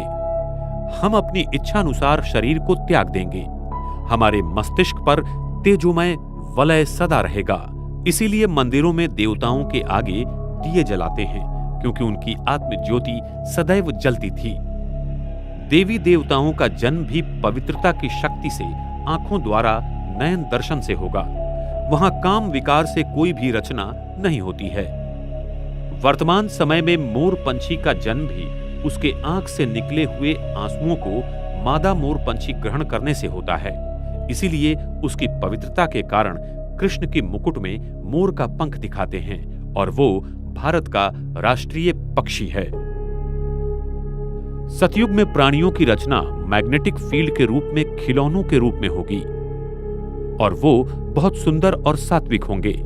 हम मनुष्य आत्मा सतयुग से लेकर त्रेता युग तक सदैव आत्मिक स्वरूप में 2500 वर्ष तक शुद्ध पवित्र स्वरूप में थी। सतयुग की प्रगत वैज्ञानिक संरचना तथा तकनीकी के बारे में हम आपको अधिक विस्तार में अगले भाग में बताएंगे। द्वापर युग। हम आत्माओं की पवित्रता ब्रह्मांड के ईथर ऊर्जा और गुरुत्वीय बल को नियंत्रित करती है। इसलिए जब हमारी मानसिकता में बदलाव आते हैं तो प्रकृति में उसी रूप में परिवर्तन होता है। द्वापर युग की शुरुआत में हम मनुष्य आत्मा अपने आप को आत्मा भूलकर देह समझने लगते हैं, जिससे हम आत्माओं की पवित्रता सतो से रजो प्रधान में होने के कारण ब्रह्मांड के अवकाश और काल की रचना में बदलाव आते हैं। पृथ्वी के ऊपर और नीचे दोनों जगह की अवकाश में चक्रीय भौगोलिक रचना में 2 कृष्ण विवरों का निर्माण हो जाता है।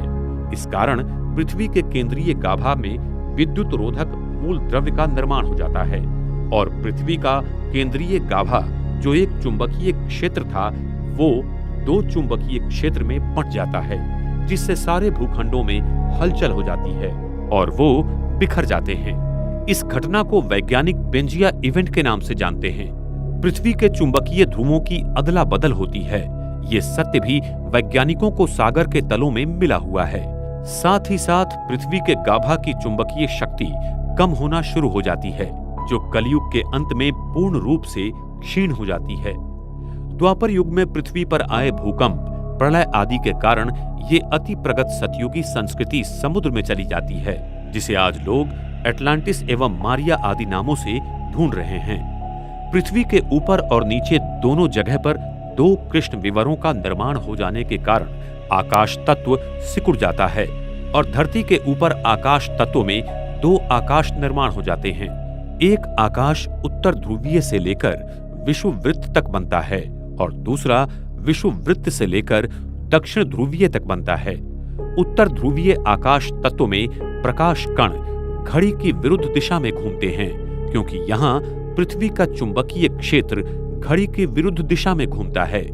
इसलिए हमें आकाश में तारामंडल आदि घड़ी की विरुद्ध दिशा में घूमते नजर आते हैं और दक्षिण ध्रुवीय आकाश तत्व में पृथ्वी का चुंबकीय क्षेत्र घड़ी की दिशा में घूमता है। इसलिए प्रकाश कण उसी दिशा में घूमते हैं। इसलिए हमें यहाँ तारामंडल घड़ी की दिशा में घूमता नजर आता है।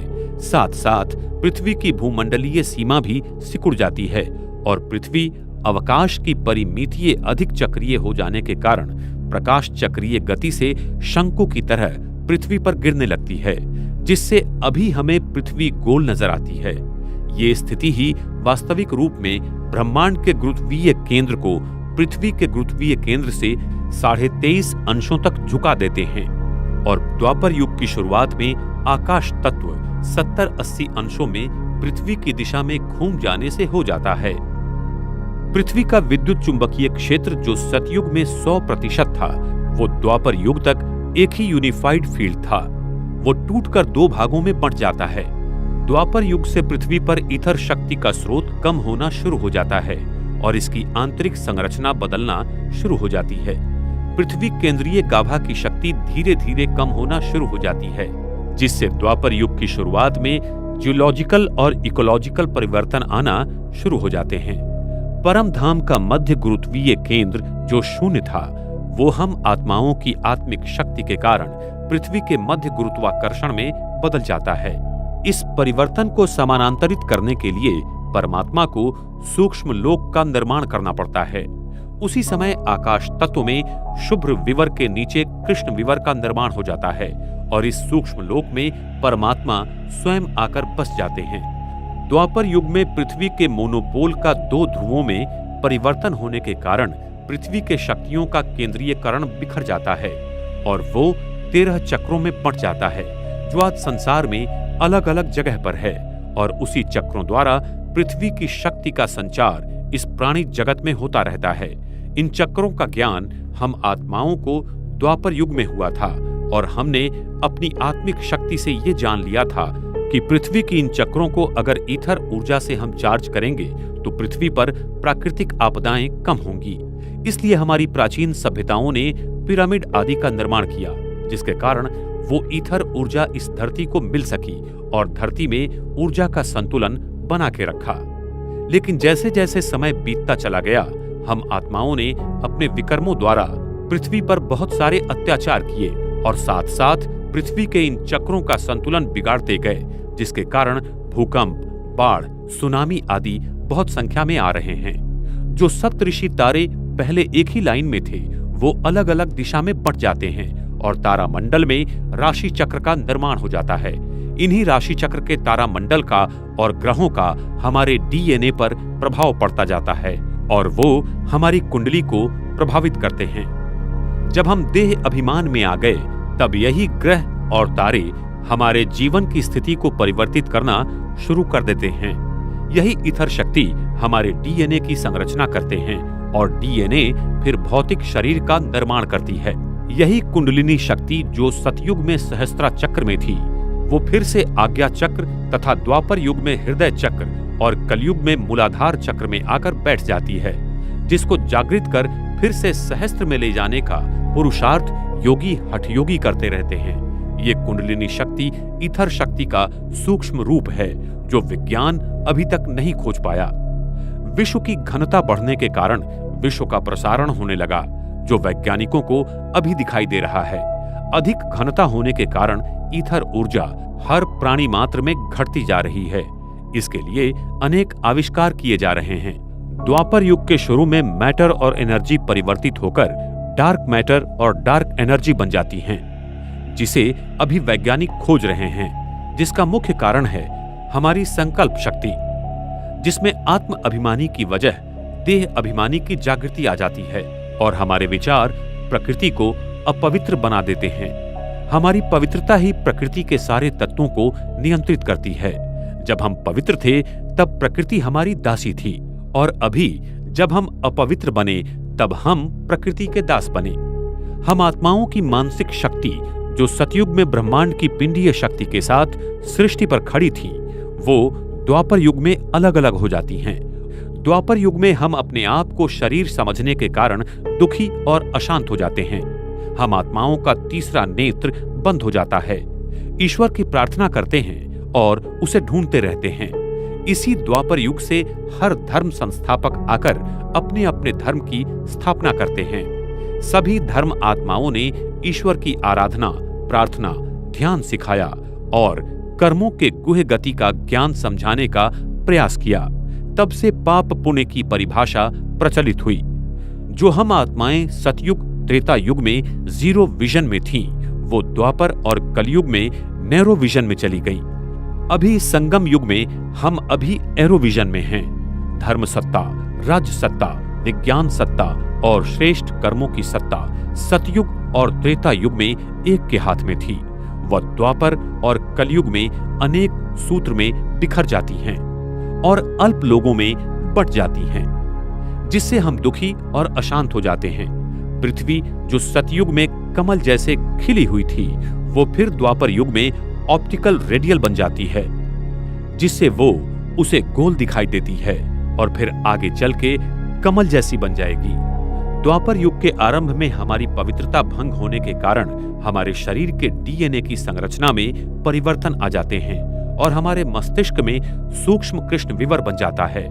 न्यूट्रॉन कणों के केंद्र में कृष्ण विवरों का निर्माण हो जाता है। हमारा डीएनए जो 100% पवित्र था और जिसमें ईथर शक्ति की अपने शरीर में सदा विद्यमान बनाने की यंत्रणा थी, वो समय अनुसार नष्ट हो जाती है और 10% ही जागृत रह जाती है और 90% बंद हो जाती है।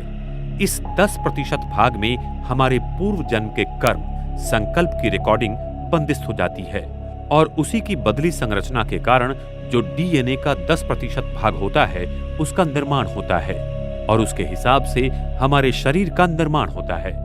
आज भी वैज्ञानिक मानते हैं कि 90% डीएनए जैसे कि मरा हुआ है और वही मात्र 10% डीएनए के भाग को बना देता है। वो कैसे, इसका उत्तर आज के वैज्ञानिकों के पास नहीं है। कलयुग।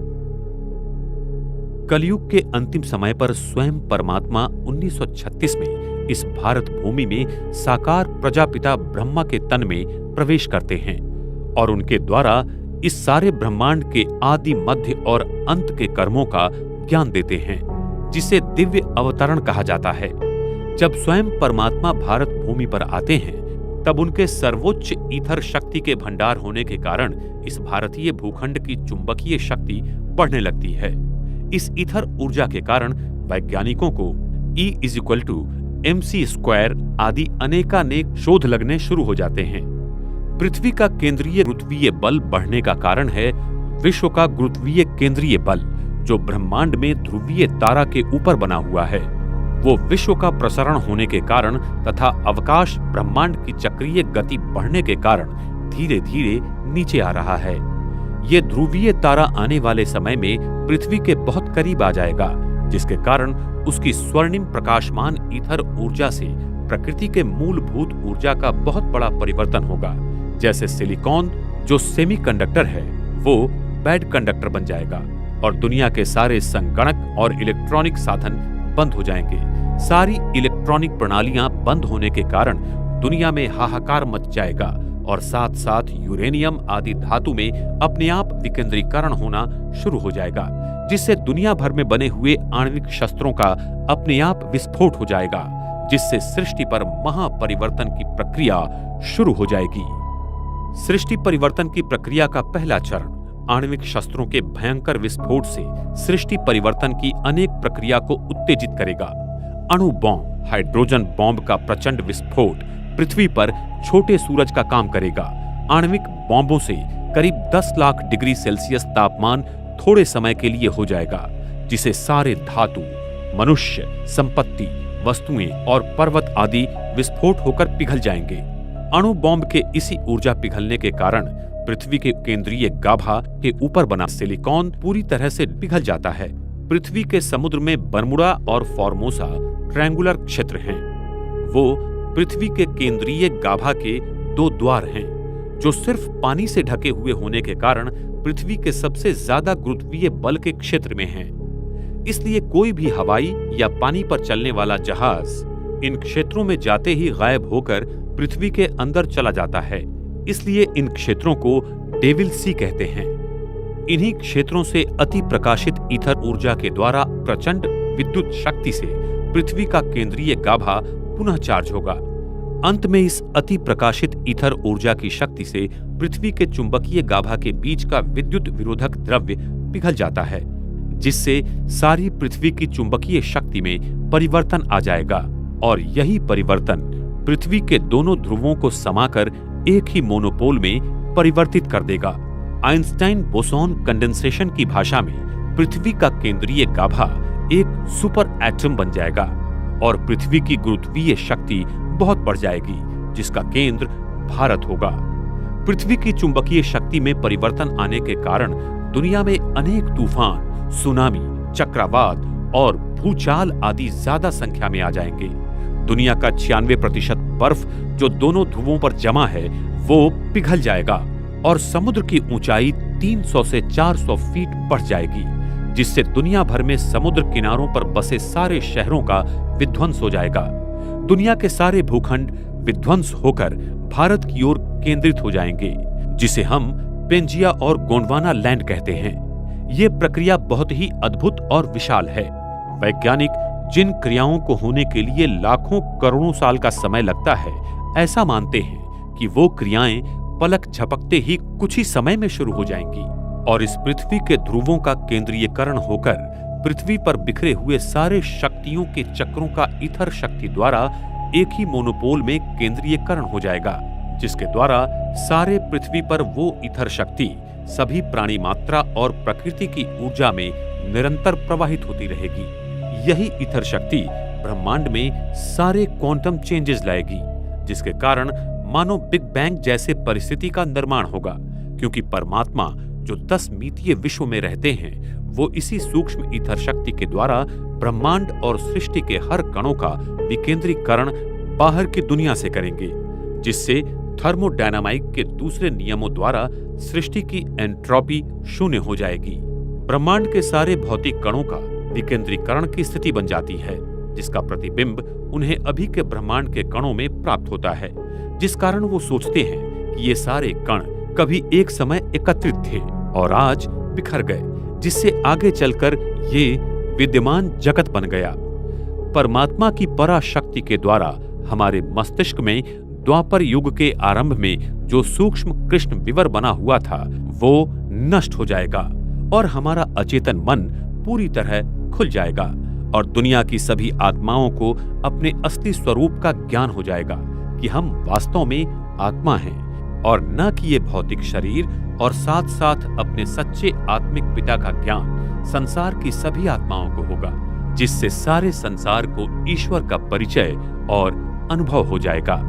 अंत में न्यूट्रॉन कणों का कृष्ण विवर भी नष्ट हो जाता है। शुभ्र और कृष्ण विवर का पृथ्वी के गुरुत्वीय केंद्र के मध्य का अंतर समय के साथ साथ कम होता जाता है, जो अब बहुत कम है और आगे चलकर ये और कम हो जाएगा।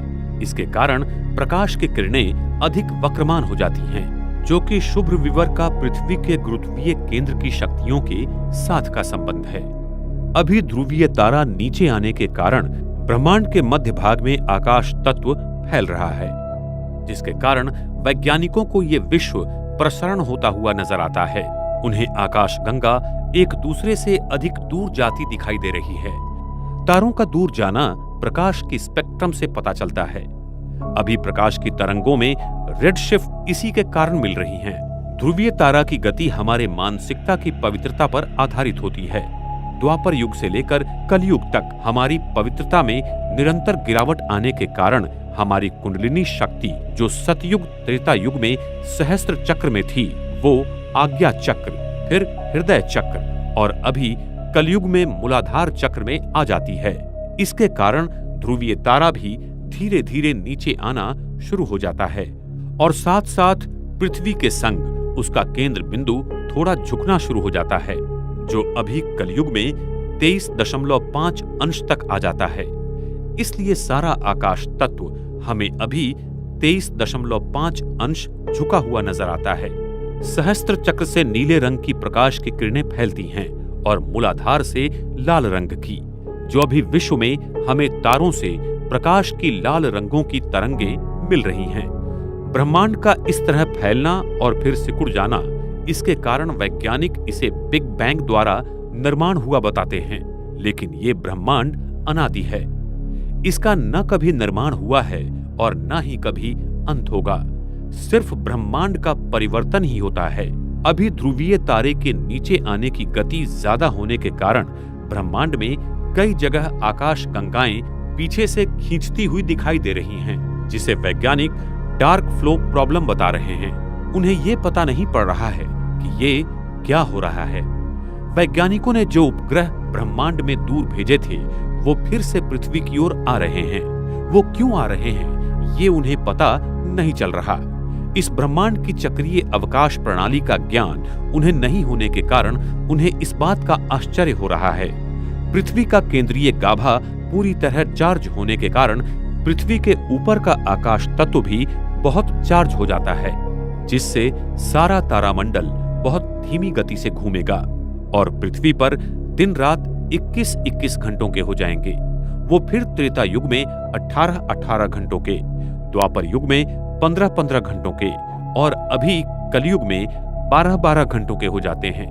आने वाले समय में ध्रुवीय तारा जैसे जैसे पृथ्वी की तरफ और नजदीक आ जाएगा, जिससे तारामंडल और तेज गति से घूमना शुरू होगा, उसके कारण दिन रात 9-9 घंटों के हो जाएंगे और प्रकाश की गति भी 10 गुना बढ़ जाएगी। माना वो 30 लाख किलोमीटर प्रति सेकंड हो जाएगी। तारामंडल में अनेक तारे फूटते हुए नजर आएंगे तथा कोई कोई तारे ब्राउनियन गति की तरह इधर उधर घूमना शुरू हो जाएंगे। ध्रुवीय तारा की ईथर ऊर्जा के कारण पृथ्वी के ऊपर बने अवकाशीय प्रणाली में जो कृष्ण विवर बने हुए थे, वो नष्ट हो जाएंगे और संसार को दक्षिण ध्रुव के बाहर के खंडों का ज्ञान हो जाएगा तथा सारे छोड़े गए उपग्रह इसी धरती पर, इस अनजान भूमि पर गिरे हुए मिलेंगे और इस अनजान भूमि पर जो पशु प्राणी रहते हैं, वो इस जगत में आने का प्रयास करेंगे। अभी भी उस जगत में डायनासोर जैसे प्राणियों का वास्तव्य है, जिसका निर्माण कलयुग की शुरुआत में पेशियों में जीवन ऊर्जा कमी होने के कारण प्रकृति की कार्बन तत्वों से शुरू हो जाता है। दक्षिण ध्रुव की विद्युत चुंबकीय शक्ति के कारण इस बार चक्रीय अवकाशीय भौगोलिक संरचना के कारण वो यहाँ आ नहीं सकते और हम वहां जा नहीं सकते। जब कृष्ण विवर नष्ट होगा, तब ये सारी जाति प्रजाति ईथर ऊर्जा के कारण नष्ट हो जाएंगी और इनकी देह पृथ्वी के भूखंडों में दफन होने के कारण हमें अगले कल्प में फिर से तेल, कोयला व गैस आदि प्राप्त होंगे। अंत समय में वो वास्तविक रूप में डायनासोर्स को इस दुनिया में थोड़े समय के लिए घूमता हुआ जरूर देखेंगे। इस स्मृति के कारण आज लोगों ने इस पर बहुत सारी फिल्में बनाई हैं, जो होने वाली घटनाओं का सूचक उनके अवचेतन मन पर प्रभाव डालता था, जिसके कारण उन आत्माओं को ऐसी दृष्टि आई थी और उसके आधार पर ऐसी फिल्मों का निर्माण हुआ। जब ध्रुवीय तारा की शक्ति के साथ साथ वो पराभौतिक ईथर शक्ति O9 जो अति शक्तिशाली और दिव्य भूत है, उसकी शक्ति सारे ब्रह्मांड के 5 तत्वों के कणों में मिल जाएंगी, जिससे तत्वों के कणों का विकेंद्रीकरण होना शुरू हो जाएगा और साथ साथ परमात्मा और अन्य पवित्र आत्माओं का आत्मिक बल इस ब्रह्मांड में ऊर्जा का केंद्रीयकरण करेगा, जिससे विश्व की अनावश्यक ऊर्जा शून्य हो जाएगी। और थर्मोडायनेमिक सिद्धांत के दूसरे नियमानुसार विश्व में ऊर्जा का केंद्रीयकरण बाहरी शक्ति से होगा, जिससे ये सारा ब्रह्मांड ईथर शक्ति के द्वारा पुनः रीसेट हो जाएगा। ये अति शक्तिशाली ईथर O9 ईश्वर का अपना पारसमणि है, जो अति सूक्ष्म दैव भूमि के संरचना के द्वारा सारे तत्वों को शुद्ध रूप में लाता है। प्रकृति का हर भौतिक कण अपनी पूर्ण ऊर्जा स्वरूप में आ जाएगा। प्रकृति के इस तमो प्रधान से सतो प्रधान अवस्था के परिवर्तन को हम विनाश के रूप में देखेंगे, लेकिन वास्तव में ये विनाश नहीं है, ये स्वर्णिम सृष्टि की संरचना का उदय है। मनुष्य आत्माओं की पवित्रता इस ब्रह्मांड की ग्रेविटी को नियंत्रित करती है। ये सत्य सारी दुनिया को मानना पड़ेगा। वर्तमान समय में ब्रह्मांड का ध्रुवीय तारा, जिसमें ईथर शक्ति O9 भरी हुई है, वो एक स्ट्रिंग की तरह इस धरती की ओर आ रहा है और उसके साथ साथ परमात्मा की सर्वोच्च पराशक्ति भी आ रही है, जिसके कारण सारा विश्व एक वैश्विक मोड़ लेगा और इस सृष्टि चक्र में पुनः नए स्वर्णिम युग का शुभारंभ होगा। ईथर शक्ति प्रकृति के पांचों तत्वों एवं प्राणी मात्राओं का और परमात्मा की पराशक्ति मनुष्य आत्माओं का संपूर्ण शुद्धिकरण कर उन्हें पूरी तरह से परिवर्तित कर देगी। इसलिए इन दोनों शक्तियों को लाने वाले ध्रुवीय तारा को परमात्मा का पारसमणि कहते हैं, जो सारे विश्व को संपूर्णतः परिवर्तन कर नए सतयुगी सृष्टि का निर्माण करता है। ध्रुवीय तारा धरती के नजदीक आकर फिर अपने पूर्व स्थान पर चला जाएगा, जिसे इसी समय सारा संसार प्लैनेट एक्स एवं निब्रू के रूप में चर्चा कर रहा है। वो भी पृथ्वी के नजदीक से आकर चला जाएगा। ध्रुवीय तारा के अपने स्थान पर जाने के बाद सारे ब्रह्मांड का विस्तारीकरण रुक जाएगा और साथ साथ केंद्रीय गुरुत्वीय बल शून्य हो जाएगा और ब्रह्मांड फिर अपने पहले के स्थान में आ जाएगा। सारी आकाश गंगाएं, तारे, सूर्य, चंद्र आदि पृथ्वी पर सतयुग में जैसे घूमते थे वैसे ही घूमना शुरू कर देंगे।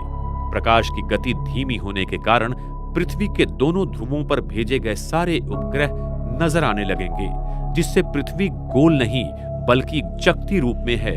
ये अद्भुत सत्य सारे संसार के सामने आ जाएगा। प्रकृति तथा विराट ब्रह्मांड की ये क्रिया अति विशाल और अद्भुत गोपनीय है, जिसे आज तक कोई नहीं जान पाया।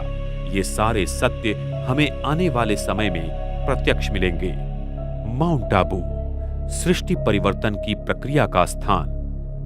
पृथ्वी की सारी प्राचीन संस्कृतियां जैसे इजिप्ट के पिरामिड्स, ईस्टर आइलैंड, माया संस्कृति के पिरामिड्स आदि पृथ्वी के ले लाइन पर विकसित हुई हैं। प्राचीन संस्कृतियों ने इन्हीं स्थानों से पृथ्वी के चुंबकीय गाभा को ईथर ऊर्जा मिलने वाली वास्तुशिल्पों का निर्माण किया था, जिससे पृथ्वी को वो ईथर शक्ति मिल सके। अगर इन्हीं स्थानों को एक रेखा से जोड़ा जाए तो उस पर माउंट आबू, ये भारत का स्थान अरावली पर्वत में आता है। इस स्थान के अक्षांश और रेखांश देखा जाए तो 24 नॉर्थ अंश और 72 ईस्ट अंश पाए जाते हैं।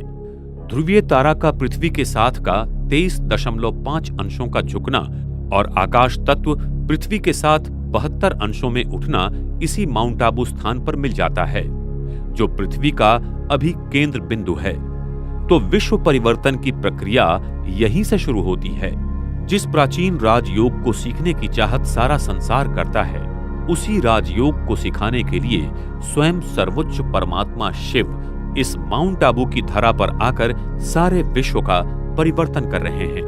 प्रकृति की होने वाली विराट परिवर्तन क्रिया की घटना को हम विनाश के रूप में देखेंगे।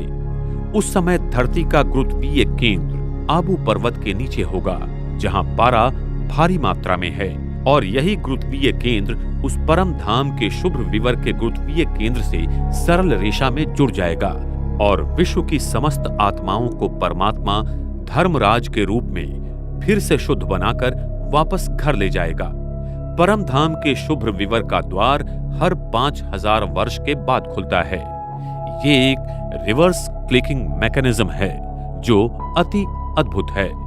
जिस समय शुभ विवर का द्वार खुल जाएगा तब सारी आत्माएं आबू पर्वत के केंद्रीय गुरुत्वीय स्थान से परम धाम की ओर वापसी की यात्रा करेंगी। इस भारत भूमि पर फिर से सतयुग शुरू होगा और श्री कृष्ण श्री राधे की आत्माओं का जन्म होगा। सृष्टि की फिर से हूबहू पुनरावृत्ति होने लगेगी। ये सृष्टि हर 5000 वर्ष के बाद हूबहू घूमती रहती है। ये एक अद्भुत और अति गृह रहस्य सिर्फ परमात्मा हमें बता सकते हैं। इस भारत भूमि पर स्वयं परमात्मा का दिव्य अवतरण पिछले 78 साल से हो रहा है, जो कि एक बहुत अद्भुत और दिव्य घटना है। लेकिन वर्तमान समय में मानव अपने इंद्रियों और सुख साधनों में इतना खो गया है कि वो इस सत्य को बार बार ठुकरा देता है। अंत में वो आत्माएं जिन्होंने परमात्मा को पहचाना और उसके कहने पर अपना जीवन व्यतीत किया, उसे आने वाले स्वर्णिम सृष्टि में परमात्मा देवी देवताओं के स्वरूप में ईश्वरीय जीवन बहाल करेगा। वर्तमान समय में स्वयं सभी आत्माओं के पिता परमात्मा मनुष्य आत्माओं को आने वाली नई सृष्टि का उपहार देने आया हुआ है।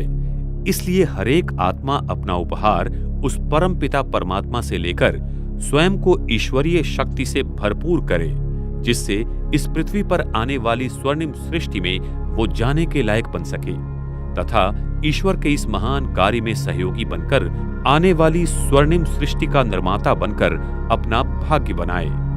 एक ओर सारी मानव जाति उस ईश्वर को मंदिर, मस्जिद, गिरजाघर में ढूंढ रही है तथा दुनिया के सारे वैज्ञानिक संशोधन कर ब्रह्मांड के रहस्यों को जानने की कोशिश कर रहे हैं, तो दूसरी ओर स्वयं परमात्मा शिव अरावली पर्वत में स्थित माउंट आबू की सुंदर वादियों में नए स्वर्णिम सृष्टि की कलाकृति बना रहे हैं। ये सत्य आने वाले समय में सारे संसार के सामने उजागर हो जाएगा।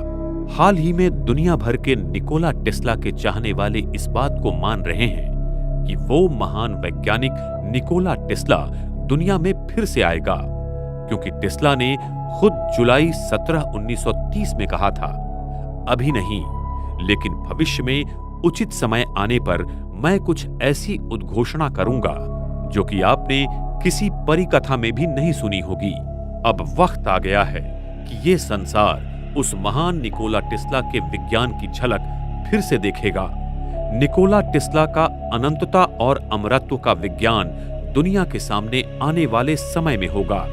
आने वाली अद्भुत और दिव्य स्वर्णिम दुनिया के लिए विज्ञान और पराभौतिक शक्ति दोनों दिव्य कार्य करेंगे और इस विश्व में आध्यात्मिकता और विज्ञान का संगम होकर एक नए स्वर्णिम युग की शुरुआत होगी। हम दुनिया के सभी वैज्ञानिकों को इस महान कार्य के लिए निमंत्रित करते हैं। इस फिल्म को देखकर आपके मन में जो भी अभिप्राय और शंकाएं हैं वो आप हमें जरूर लिखें।